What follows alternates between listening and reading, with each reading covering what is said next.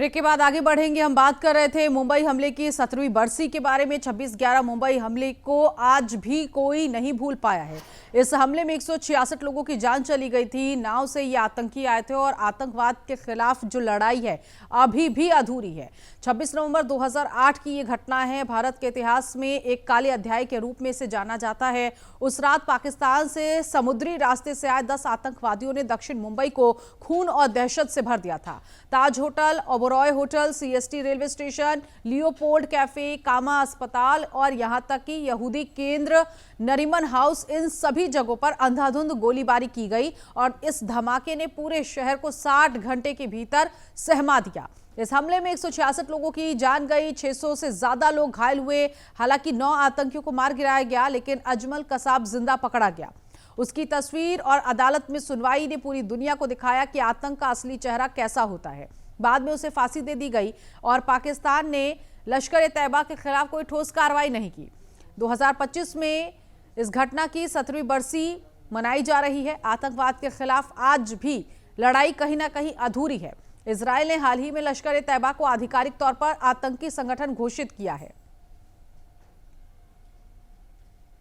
अभिषेक आनंद इस वक्त हमारे साथ सहयोगी जुड़ गए हैं इसी खबर पर आगे की जानकारी के लिए। अभिषेक, वाकई आतंकवाद के खिलाफ की जो लड़ाई है वो तो चल रही है, लेकिन अधूरी है, कामयाबी अभी भी नहीं मिल पाई है। लेकिन हाँ, ये जरूर कहा जा सकता है कि आतंकियों को नेस्तनाबूद करने के लिए हमेशा सरकार की तरफ से ऑपरेशन सिंदूर जैसे कई जो स्थिति है, इन चीजों को अंजाम दिया जाता है ताकि आतंकियों को मुंह तोड़ जवाब दिया जाए। लेकिन आज जब 17वीं बरसी है 26/11 हमले की, तो आज भी ऐसा परिवार जिसका कोई ना कोई सदस्य इस हमले में जा चुका है या फिर इस हमले में घायल हुआ, इस हमले को जिसने झेला, वो आज भी इस हमले को नहीं भूल पाया है। आज भी काले अध्याय को याद करता है तो रूह कांप जाती है। बिल्कुल नीतू, देखिए जिस तरीके से 26/11 का जो अटैक जब हुआ तो उसमें कितने लोगों की जानें गई। हालांकि कई सारे उसमें जो है मध्यम वर्गीय के परिवार के भी लोग थे, कई बाहर से भी सैलानी भी आए हुए थे। जिस तरीके से जब अटैक हुआ उस वक्त में, अगर मैं बात करूं 2008 की बात है यार, 26/11 की, तो उस वक्त में मैं 10th क्लास में था। तो उस वक्त की जब टीवी जब देखता था और जिस तरीके से जो वहाँ पर बॉम्ब ब्लास्ट जब हो रहे थे, तो मैं वो मंजर देखता था कि जिसके जिसके परिवार के जो परिजन जो गए हैं उनको किस तरीके का उनको माहौल लग रहा होगा उस वक्त में, और किस तरीके से वो इस घटना को जो वो झेल रहे हैं। हालांकि अभी भी उनको भुलाना काफी मुश्किल है। तमाम परिवारों को ये बात भुलाना मुश्किल है कि वो जिस वक्त में वो लोग घूमने के लिए गए थे, उनको भी ये बात पता नहीं था कि उस वक्त में भी उनके साथ में इस तरीके की घटना हो सकती है। 166 लोग उसमें मौत के घाट उतर गए, 600 से ज्यादा लोग उसमें घायल हुए। तमाम लोगों के हालांकि इलाज भी हुए, लेकिन कई लोग डिसेबल हो गए। उसमें जो काम करने वाले जो लोग थे वो अब घर पे ही रह करके अपना गुजर बसर कर रहे हैं। तो ऐसे में आप समझ सकते हैं कि आतंकवाद जो है वो किस तरीके से उस वक्त पनपता था। लेकिन अभी का सिचुएशन अगर मैं बताऊं तो हालांकि अभी भी आतंकवाद जो है वो कम होने का नाम नहीं ले रहा। आपने देखा कि दिल्ली में भी किस तरीके से बॉम्ब ब्लास्ट हुए, उसमें भी सरकार जो है वो अपनी नीतियों के हिसाब से रणनीतियां तैयार करके तमाम आतंकियों को गिरफ्तार तो कर रही है, लेकिन इसके पीछे में जिस तरीके से, क्योंकि सबसे पहली बात जो इसका जो पनपना जो जिस तरीके से है, आतंकवाद जिस तरीके से पनप रहा है वो पाकिस्तान से आते हैं। पाकिस्तान के जो लोग जो हैं वो अलग, उनके मन में एक गुस्सा है किसी चीज को लेकर के, आप पता नहीं किस बात को लेकर के है, लेकिन जिस तरीके से लोगों का कहीं ना कहीं जान जो जाती है, तो ऐसे में देशवासी को भी काफी ज्यादा परेशानी होती है और साथ ही साथ जिन परिवारों के जो सदस्य जाते हैं उनको तो परेशानी होती ही है। नीतू, बिल्कुल, लेकिन पीएम नरेंद्र मोदी ने अभी हाल फिलहाल में जो ऑपरेशन सिंदूर चला, उस वक्त पाकिस्तान को यह बता दिया कि आतंकियों को मिट्टी में मिला देंगे अगर वो कभी भी आंख उठाएगा तो।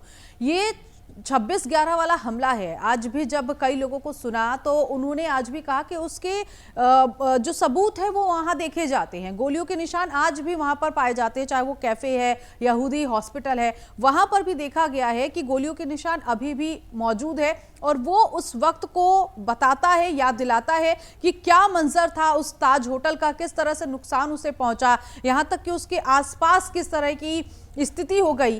तो वो साक्ष्य आज भी जिंदा है, मौजूद है। महाराष्ट्र में। बिल्कुल नीतू, देखिए वो भुलाना काफी मुश्किल है। मैं बार बार इस बात को इस वजह से कह रहा हूं क्योंकि काफी लोगों की उसमें जाने गई।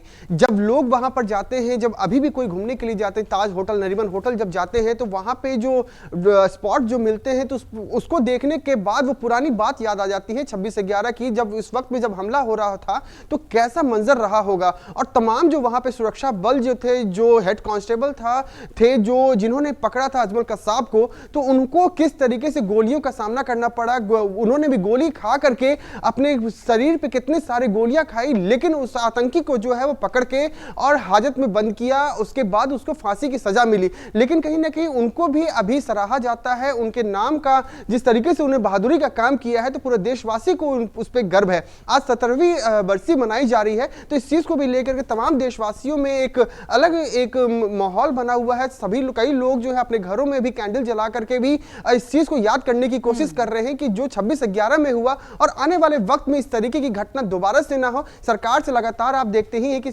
जनता किस तरीके से अपील करती है, लेकिन ऑपरेशन सिंदूर का आपने देखा कि पहलगाम में जिस तरीके से अटैक हुआ तो प्रधानमंत्री नरेंद्र मोदी इस चीज को मॉनिटरिंग कर रहे थे, रात तक दिन रात एक करके इस चीज को अब ध्यान में रख रहे थे कि किसी भी तरीके की और भी हानि ना पहुंचे। तो आप समझ सकते हैं कि आने वाले वक्त में हो सकता है कि जो आतंकवाद जो अभी कुछ बहुत कम हुआ है पहले से, लेकिन अब आने वाले वक्त में अगर आतंकवादी अगर इस तरीके की कायराना हरकत करते हैं तो सरकार जो है इसके लिए संकल्प ली हुई है और आने वाले वक्त में जल्द से जल्द इसको मिटाने की कोशिश करेगी। बहुत शुक्रिया अभिषेक इस जानकारी के लिए। तो आतंकवाद के खिलाफ लड़ाई लगातार जारी है। 26/11 मुंबई हमला जो कि आज 17वीं बरसी इसकी मनाई जा रही है, उन परिवारों को भी सुना गया जिन्होंने अपने सदस्य को खो दिया या फिर उनका कोई अपना ऐसा है जो घायल है। अब बात अयोध्या की करेंगे, जहां ऐतिहासिक क्षण देखने को कल मिला। श्री राम जन्मभूमि मंदिर के शिखर पर धर्म ध्वजा फहरा दिया गया। पीएम नरेंद्र मोदी ने इस पवित्र पल में हाथ जोड़कर भगवान श्री राम को नमन किया। वैदिक मंत्रोच्चार के बीच ये ध्वजारोहण अभिजीत मुहूर्त में संपन्न हुआ, जिससे रामनगरी उत्सवमय माहौल में डूब गई। बता दें ये ध्वज लगभग 22 फीट लंबा और 11 फीट चौड़ा है, जिस पर कोविदार वृक्ष, सूर्यवंश का प्रतीक और ओम अंकित है। इसे इलेक्ट्रिक सिस्टम से आरोहित किया गया और ये आयोजन मंदिर निर्माण की पूर्णता और सांस्कृतिक गौरव का प्रतीक माना जा रहा है। वहीं अयोध्या की सड़कों पर धार्मिक नारों की गूंज है। 7 सांस्कृतिक मंचों पर लोक कलाकारों ने नृत्य और गायन से माहौल को भव्य बनाया। हजारों श्रद्धालु, साधु संत इस क्षण के साक्षी बने। सुरक्षा के अभूतपूर्व इंतजामों के बीच ये आयोजन शांतिपूर्ण और भव्य तरीके से संपन्न हुआ। उत्तर प्रदेश के मुख्यमंत्री योगी आदित्यनाथ ने कहा कि राम मंदिर 140 करोड़ भारतीयों की भक्ति को दर्शाता है। मैं इस आंदोलन के लिए बलिदान देने वाले कर्म योगियों को श्रद्धांजलि अर्पित करता हूं। तो अयोध्या में कल का दिन काफी खास था, भव्य था और राम मंदिर का संपूर्ण संदेश ध्वज रोहण करके दिया गया। धर्म ध्वजा फहराया गया। पीएम नरेंद्र मोदी ने बटन दबाकर 161 फीट ऊंचा जो झंडा है वो फहराया। 4 तस्वीर इस वक्त हम आपको दिखा रहे हैं। अयोध्या में राम नगरी भव्य तरीके से सजाई गई थी और जिस पल का इंतजार किया जा रहा था वो पल कल खत्म हो गया। इसके साथ ही साथ राम मंदिर के निर्माण का जो संकल्प लिया गया था वो भी पूरा हुआ। ऐतिहासिक पल के साक्षी देश के गणमान्य लोग बने। पीएम नरेंद्र मोदी पहुंचे, आरएसएस प्रमुख मोहन भागवत थे, इसके अलावा उत्तर प्रदेश के मुख्यमंत्री योगी आदित्यनाथ थे और तमाम संत समाज के लोग यहां पर पहुंचे थे।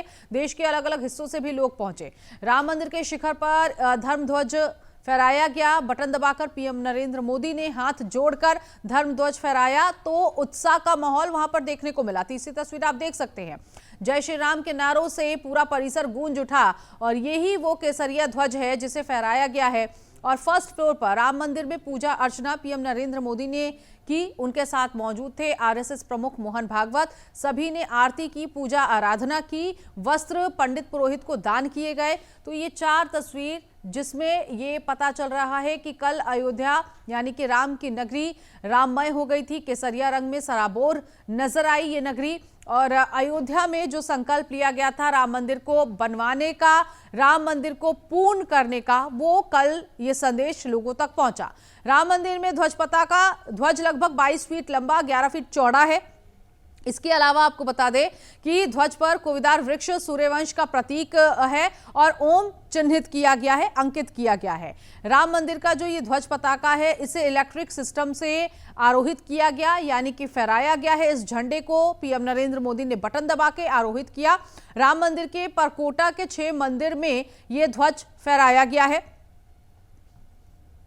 इसके साथ ही साथ ध्वज लगभग 22 फीट लंबा, 11 फीट चौड़ा है। ये तो हम आपको खासियत बता ही रहे हैं इस ध्वज की, लेकिन इस ध्वज पर जो ओम का चिन्ह है ये बताता है कि सनातन धर्म में ओम बहुत शुभ माना जाता है। ये चिन्ह ये बताता है कि हिंदू धर्म के शुभ प्रतीकों में से एक प्रतीक जो है वो ओम है, इसीलिए ओम इस झंडे पर आपको नजर आएगा। मान्यता है कि इसके प्रभाव से जो विशेष सकारात्मक ऊर्जा है वो बनी रहती है, यानी कि पॉजिटिव वाइब्स मिलती है, इसीलिए ओम उकेरा गया है। सनातन धर्म में मंत्रों में भी ओम का उच्चारण किया जाता है और ध्वज में ओम का अर्थ बता दें आपको कि सभी भगवान का संयुक्त रूप माना जाता है, इसीलिए ओम की आकृति है। इसके साथ ही साथ सूर्य के चिन्ह का भी अर्थ बता देते हैं। सूर्य देवता के पुत्र वैवस्वत मनु से प्रारंभ हुआ था सूर्य उपासना। भगवान राम के जन्म के समय सूर्य देव का रथ रुका था और बताया जाता है कि उसके बाद सवेरा देखने को नहीं मिला। उस समय 1 महीने तक रात नहीं हुई थी। अब इसके साथ ही साथ भगवान राम भी सूर्यदेव की साधना करते थे, तो ये पौराणिक कथा है। भगवान राम और सूर्यदेव की उपासना की। भगवान राम ने सूर्यदेव की विशेष पूजा की थी और सूर्यवंश से आते थे प्रभु श्री राम। महर्षि अगस्त्य के कहने पर पूजा अर्चना की थी। प्रभु श्री राम ने सूर्यदेव की उपासना की थी और रावण पर विजय प्राप्त करने के लिए भी उन्होंने सूर्य की उपासना की थी, इसीलिए सूर्य का एक विशेष महत्व है। पौराणिक ग्रंथों में कोविदार वृक्ष का भी विशेष महत्व है। कोविदार का मतलब जो ये वृक्ष जिसका चिन्ह इस झंडे पर रखा गया है, राम राज्य का प्रतीक है, उसकी स्थापना का प्रतीक है। अयोध्या का पावन और प्रतीकात्मक वृक्ष इसे माना जाता है। कोविदार वृक्ष के नाम से ये जाना जाता है। त्रेता युग में ध्वज पर अंकित किया गया था कोविदार का चिन्ह, इसीलिए अब इस झंडे में भी कोविदार वृक्ष आपको अंकित नजर आएगा।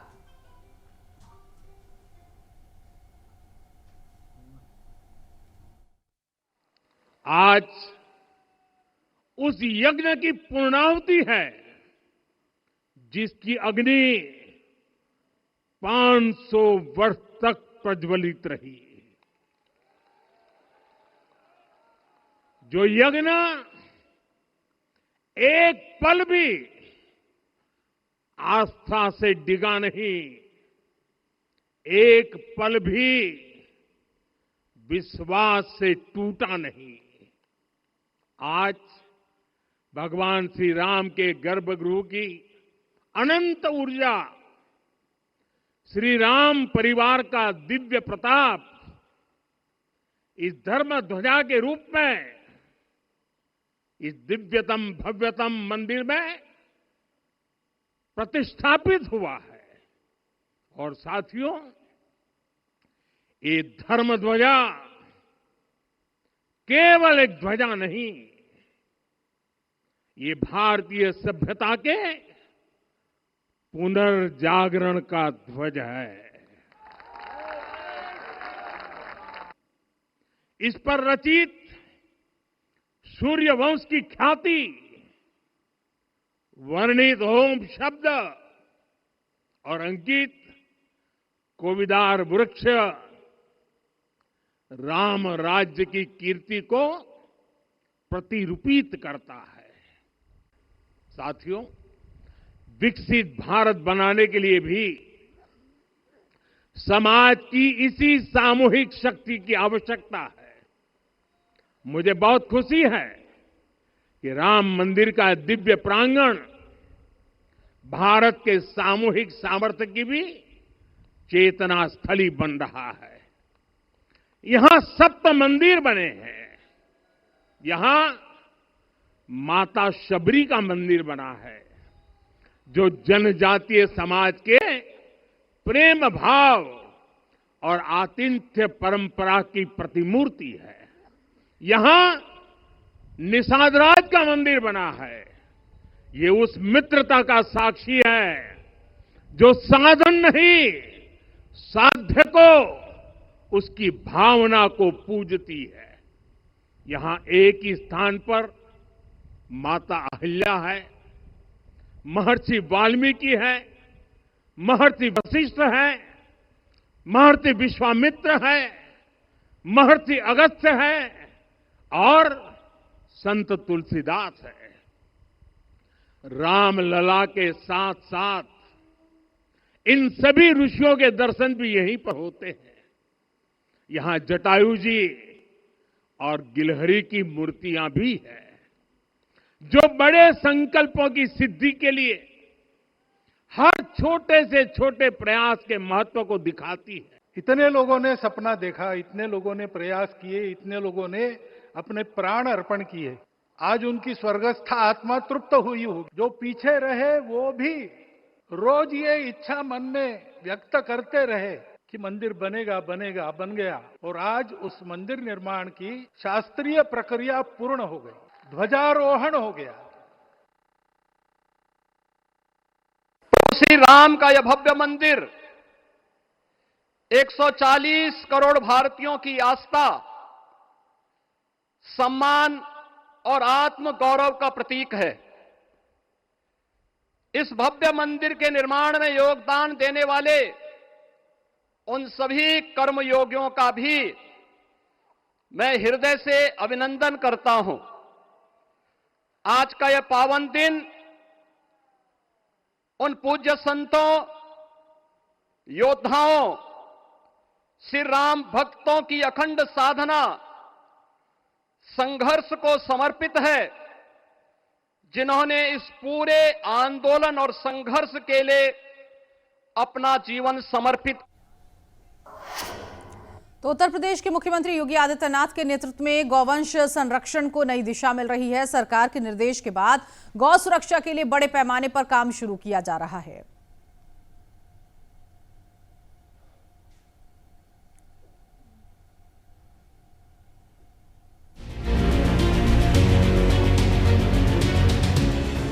योगी आदित्यनाथ सरकार के संकल्प और दूरदर्शी नेतृत्व में गोवंश संरक्षण एवं संवर्धन को नए आयाम मिले हैं। उत्तर प्रदेश में गौ सुरक्षा को धर्म और कर्तव्य दोनों की भावना के साथ आगे बढ़ाते हुए हर स्तर पर अभूतपूर्व कार्य किए जा रहे हैं। उत्तर प्रदेश के अंदर गोवंश के द्वारा यानी जो गाय का गोबर है, यह अतिरिक्त आमदनी का स्रोत किसानों को लिए बनेगा। बायोफ्यूल की यूनिट लग रही है यूपी के अंदर, वह अतिरिक्त आमदनी का स्रोत भी बनेगा। और ये कार्यक्रम युद्ध स्तर पर चल रहे हैं। गाय के गोबर से आज उत्तर प्रदेश में कुछ जनपदों ने पेंट बनाने का काम भी किया है।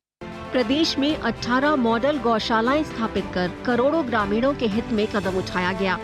576 गो संरक्षण केंद्र स्वीकृत, 421 बने, 403 क्रियाशील हैं। भरण पोषण का 100% अनुदान डीबीटी से दिया गया। 7,548 गो आश्रयों में 12.35 लाख से ज्यादा गोवंश सुरक्षित और मुख्यमंत्री सहभागिता योजना से 1.80 लाख गोवंश लाभार्थियों को सुपुर्द किया गया।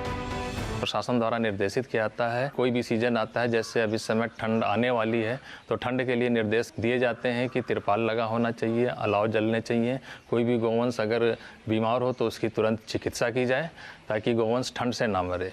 पशुपालन विभाग की ओर से गो आश्रय स्थलों को आत्मनिर्भर बनाने के लिए बहुआयामी पहलें की जा रही है। गोबर से दीप, धूप बत्ती, वर्मी कंपोस्ट, गोलॉग, गोबर गमले और सीबीजी उत्पादन इकाइयां इसका उत्कृष्ट उदाहरण है।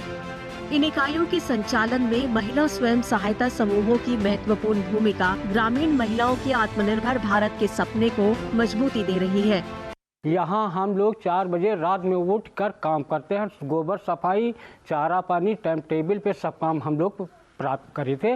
और इस सरकार के यही अच्छाई है कि जो यहाँ गौशाला खोला गया, इसके वजह से हम लोग 2 पैसे कमा रहे हैं, हमारी रोजगार चल रही है। हमको सबका रोजगार मिला है। हम अपन जो अपन लड़का बच्चा पाले थे भाई, 4 पैसा मिला थे तो मुख्यमंत्री का धन्यवाद, योगी साहब के जन धन्यवाद। योगी आदित्यनाथ सरकार के सतत प्रयासों ने गोवंश संरक्षण को नई दिशा और मजबूत आधार दिया है। व्यापक सुविधाओं, आत्मनिर्भर गौशालाओं और पारदर्शी व्यवस्था के चलते प्रदेश में न सिर्फ निराश्रित गोवंश सुरक्षित हुआ है, बल्कि ग्रामीण अर्थव्यवस्था को भी नया सहारा मिला है।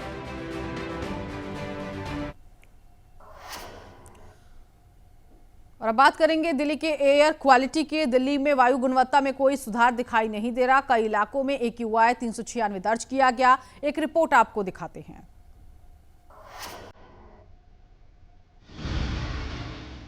दिल्ली में सोमवार सुबह भी जहरीली हवा की घनी धुंध छाई रही। इससे वायु गुणवत्ता लगातार 11वें दिन बेहद खराब श्रेणी में दर्ज की गई। केंद्रीय प्रदूषण नियंत्रण बोर्ड के आंकड़ों के मुताबिक दिल्ली का कुल AQI 396 रहा। कई लोगों ने बताया कि खराब हवा से उनकी सेहत पर भी असर पड़ रहा है। प्रदूषण तो बहुत हो रही है। अब बाहर बैठे रहते हैं चौकीदारी, हम तो दिन भर बाहर घूमना है, यहाँ की उसमें मुश्किल हो जाता है, दिक्कत होती है। हाँ, दिक्कत होती है। सब प्रदूषण बहुत है। कुछ निवासियों का यह भी कहना है कि वायु प्रदूषण ने उनकी दैनिक दिनचर्या को बुरी तरह से प्रभावित कर दिया है। प्रदूषण की हालत बहुत खराब है भाई साहब, जो है ना, सुबह घूमना तो नामुमकिन ही है बेसिकली। तो जबकि मैं डेली 5-7 किलोमीटर दौड़ने वाला आदमी हूँ, तो डॉक्टर ने कहा है कि अभी थोड़ा सा 1 महीना और रुक जाओ आप, क्योंकि सुबह जब हम थूकते भी हैं तो इतना काला धुआं निकलता है गले से, तो अब अपने आप ही अंदर भी रह के भी बहुत बुरा हाल है। जबकि हमने एयर प्योरीफायर भी लगा रखा है, उसके बाद भी स्थिति सुधर नहीं रही है, मतलब कुल मिला के ये। इस बीच दिल्ली सरकार ने ग्रेडेड रिस्पॉन्स एक्शन प्लान की स्टेज 3 के तहत एहतियाती उपाय के तौर पर निजी कार्यालयों को 50% कर्मचारियों के साथ काम करने और बाकी कर्मचारियों को घर से काम करने की अनुमति देने का निर्देश दिया है। वायु गुणवत्ता प्रारंभिक चेतावनी प्रणाली के मुताबिक शहर की वायु गुणवत्ता बुधवार तक बेहद खराब श्रेणी में रहने की आशंका बनी हुई है। और कश्मीर घाटी और जम्मू के ठंड भरे इलाकों में प्री प्राइमरी स्कूल शीतकालीन अवकाश के लिए बंद कर दिए गए हैं। सरकार ने कहा है कि पिछले हफ्ते कश्मीर में तापमान 0 से कई डिग्री नीचे गिरने के कारण यह फैसला लिया गया। एक आधिकारिक आदेश के अनुसार प्री प्राइमरी स्कूल बुधवार से शीतकालीन अवकाश के लिए बंद रहेंगे, जबकि कक्षा 1 से 8 तक के स्टूडेंट्स के लिए कक्षाएं 1 दिसंबर को समाप्त होंगी। कक्षा 9 से 12 तक के स्टूडेंट्स के लिए शैक्षणिक कार्य 11 दिसंबर से बंद हो जाएंगे। कक्षा 8 तक स्कूल अगले साल 1 मार्च को फिर से खुलेंगे, जबकि उच्च कक्षाएं 1 हफ्ते पहले 22 फरवरी को फिर से शुरू होंगी।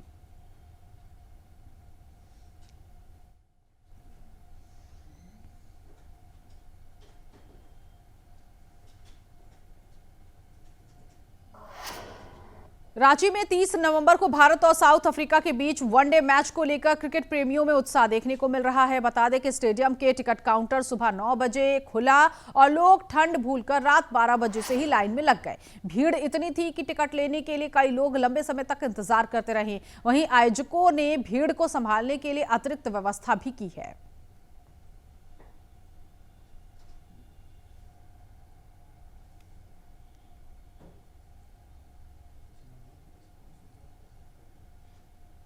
भारत और साउथ अफ्रीका के बीच जो मैच होने जा रहा है, उससे पहले इतने क्रिकेट प्रेमी नजर आ रहे हैं, रात भर लाइन में लगे रहे टिकट खरीदने के लिए। हालांकि ऑनलाइन भी पहले ही बता दिया गया था बोर्ड की तरफ से कि टिकट अवेलेबल है, लेकिन ऑफलाइन खरीदने वाले लोगों की भी ये भीड़ आप देख सकते हैं। झारखंड के रांची में ये भीड़ इस वक्त नजर आ रही है कि नौजवान इस वक्त टिकट खरीदते हुए लंबी कतारों में दिखाई दिए। पूरे देश में बढ़ चढ़कर बोलता है।